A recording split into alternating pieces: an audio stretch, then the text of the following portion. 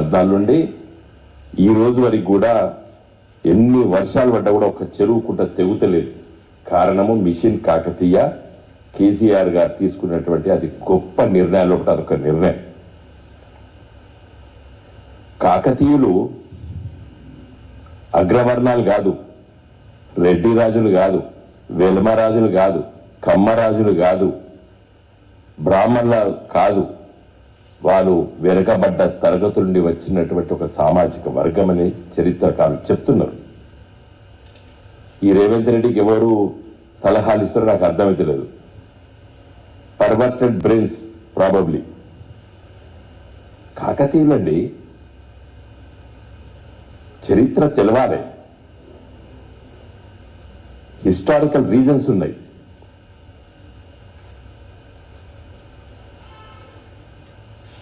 చార్మినార్ నువ్వు అవునన్నా కాదన్నా కులీబ్ కుతుబ్ షా వంశం, నైజాం పరిపాలించినటువంటి ప్రాంతం అనేది. చార్మినార్ అంటే హైదరాబాద్ మహానగరం, మహానగరం అంటే హైదరాబాద్ అంటే చార్మినార్. అదొక సినోనిమ్ అయిపోయింది. అంటే చార్మినార్ హైదరాబాద్, హైదరాబాద్ చార్మినార్ అనేది. అది కూడా ఒక చారిత్రాత్మక కట్టడం కాబట్టి, పురాతనమైన కట్టడం కాబట్టి, ఒక హిస్టారికల్ పర్స్పెక్టివ్లో మరి ఆ గేట్వే, మనం బాంబేలో గేట్వే చూస్తాం, బ్రిటిష్ వాళ్ళు కట్టింది. అది పెట్టలేదు కేసీఆర్. ఏ గేట్వే పెట్టిండు? మన పూర్వీకులు 800 సంవత్సరాల క్రితం తెలంగాణ గడ్డపైన పరిపాలించినటువంటి ఒక గొప్ప వంశము, ప్రజా సేవ చేసిన వాళ్ళు.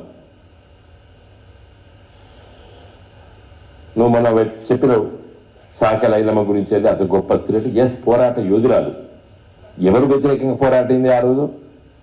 పెత్తందారుల వ్యతిరేకంగా, భూస్వాములకు వ్యతిరేకంగా, విష్ణు రామచంద్రారెడ్డికి వ్యతిరేకంగా పోరాటం చేసినట్టు గొప్ప వనిత చాకల ఐలమ్మ గారు. That is different issue. నువ్వు ఒకదానికి మింగిల్ చేసి ఏం మాట్లాడుతున్నావు అర్థం కావడలేదు. నా దృష్టిలో రేవంత్ రెడ్డి గారి పైన ఇన్ఫ్లుయెన్స్ తెలంగాణ చరిత్రను మరిపించడానికి చేసే కుట్రలో భాగంగా మీ పైన అలాంటి ఆలోచనలు, సూచనలు చేస్తున్నట్టున్నారు.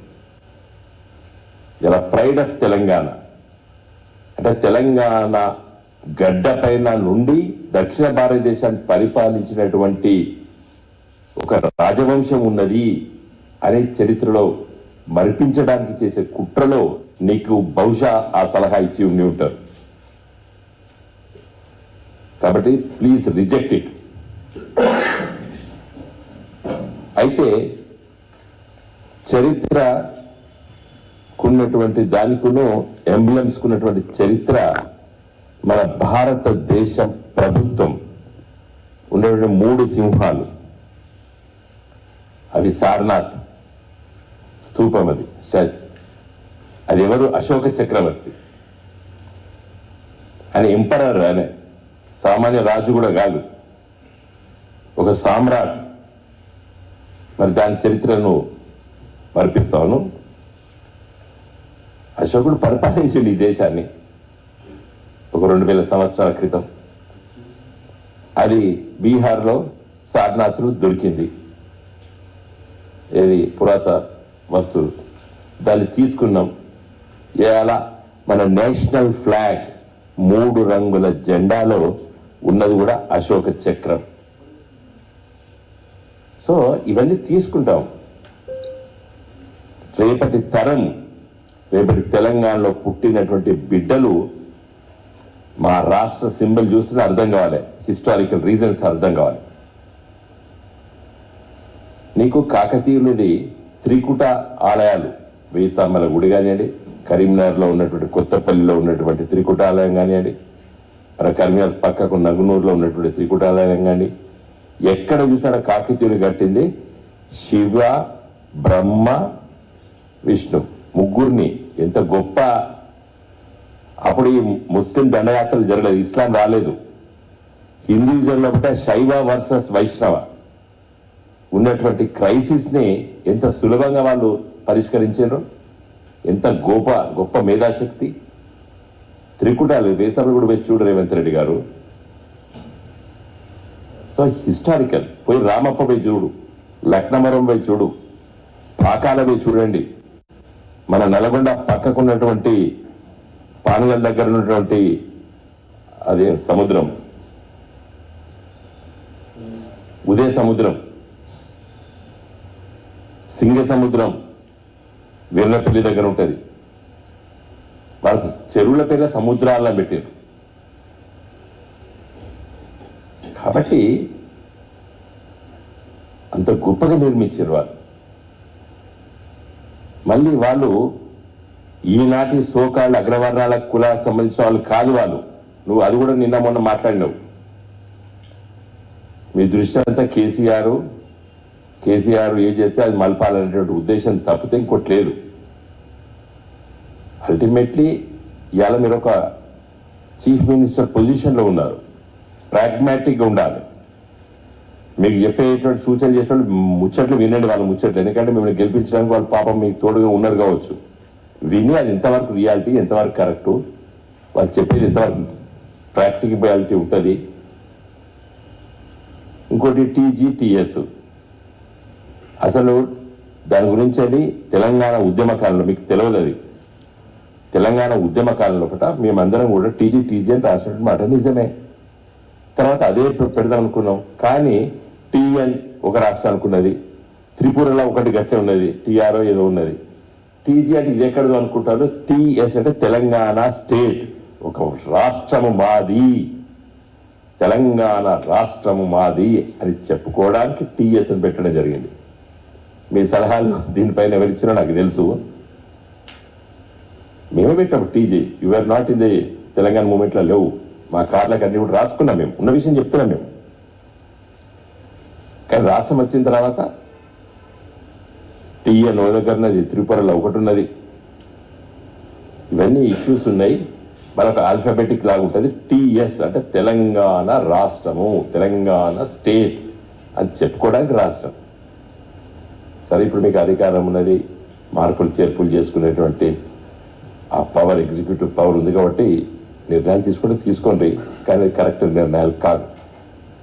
కానీ ఇది మాత్రము ఎంబలం మీద మాత్రము మీరు వెంటనే విరమించుకోవాలి. నేను కొండా సురేఖ గారు, వారు వరంగల్ ఈస్ట్ శాసనసభ్యురాలు.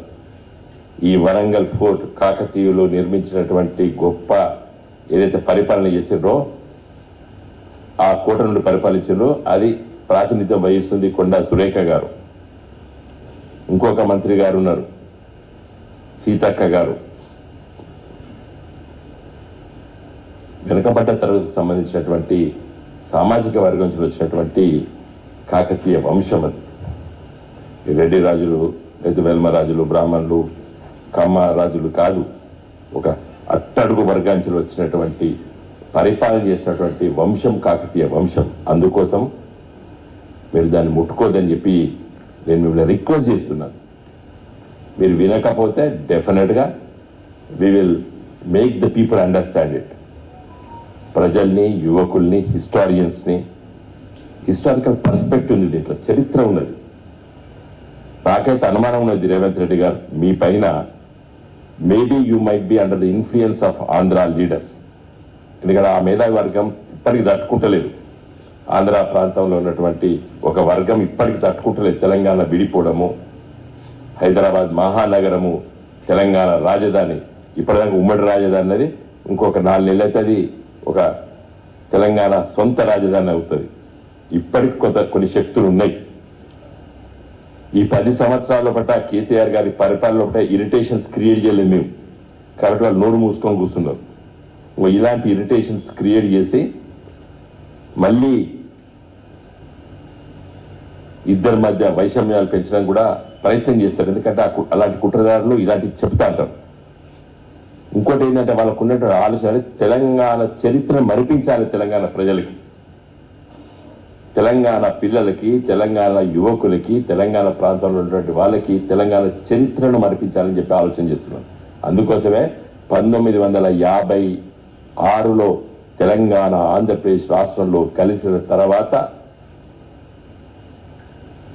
చంద్రబాబు నాయుడు గారు ముఖ్యమంత్రిగా ఉన్న సందర్భంలో ప్రణయ్ భాస్కర్ హనుమకొండ శాసనసభ్యులు తెలంగాణ అని పదం మాట్లాడదా ఆనాటి స్పీకరు గర్జించడు తెలంగాణ పదం మాట్లాడద్దన్నాడు యనమల రామకృష్ణుడు గారు. అప్పుడు మీరు తెలుగుదేశం నాయకుడు, మీరు మీ పార్టీకి సంబంధించిన చంద్రబాబు నాయుడు ఆ రోజు ఆ విధంగా ప్రవర్తించాడు. ఇప్పుడు కూడా అలాంటి ఆలోచనలు ఇంకా కొనసాగుతున్నాయి. కాబట్టి తెలంగాణ రాష్ట్ర ఎంబ్లంలో ఉన్నటువంటి తెలంగాణ కాకతీయ తోరణం గేట్వే చార్మినార్ ఈ రెండింటినీ మీరు ముట్టుకోదని చెప్పి కోరుతున్నాను. ఈ ఇద్దరు మంత్రులు, ముఖ్యంగా మిగతా మంత్రులందరూ కూడా చెప్తున్నాను, పొన్న ప్రభాకర్ కానివ్వండి, శ్రీధర్ బాబు గారు కానివ్వండి, లేకపోతే పొంగిరెడ్డి శ్రీనివాసరెడ్డి గారు కానివ్వండి, తర్వాత తుమ్మల గారు కానివ్వండి, ఇంకెవరున్నారు, మన బట్టి విక్రమార్క కానివ్వండి, దామోదర్ రాజనరసింహ గారు కానివ్వండి, జూపల్లి కృష్ణారావు గారు కానివ్వండి, కోమటిరెడ్డి వెంకరెడ్డి గారు కానివ్వండి, ఉత్తమ్ కుమార్ రెడ్డి గారిని నేను వీళ్ళందరినీ కోరుతున్నట్టే మీ క్యాబినెట్ రేవంత్ రెడ్డి గారు ఈ ప్రతిపాదన తీసుకొస్తే దాన్ని డిఫర్ చేయండి, దాన్ని రిజెక్ట్ చేయండి. థ్యాంక్ యూ అన్నాడు.